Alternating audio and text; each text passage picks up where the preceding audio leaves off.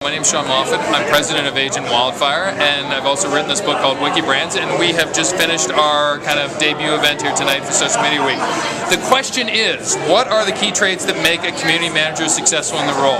I love this question because I love hanging around community managers, and there are three things that separate community managers from the pack. One, they are awesome communicators. They can talk up a crowd. They can also talk online, which in a social media world is very, very different than signing press releases. It is much more personal, much more human. I would say the second thing is they are just so intensely likable and social. People love community managers. In a party, people want to hang around community managers. There is just this insatiable, unidentifiable trait of being the most social person in the room. And then the other thing is they're really good technically. They know their stuff from a social media standpoint. They know how to use Facebook and Twitter.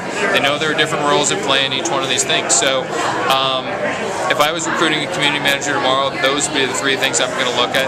And since Debbie Horowitz, who's right behind the mic, is looking for extra stuff, I'm going to move on and actually go on to a question.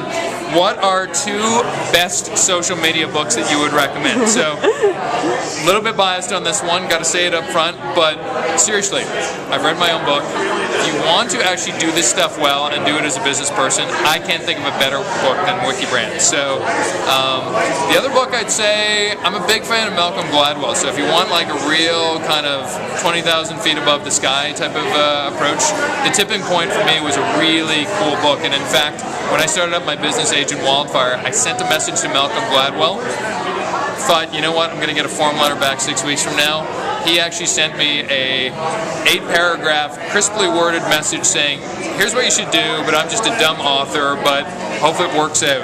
And sure enough, I took 6 paragraphs of his advice, 2 paragraphs I ignored, and the 2 paragraphs probably came back to haunt me for the first year of my business. So, smart dude, Canadian dude, Malcom Gladwell. Tipping Point, if you haven't read it, you should. So, there you go. Awesome.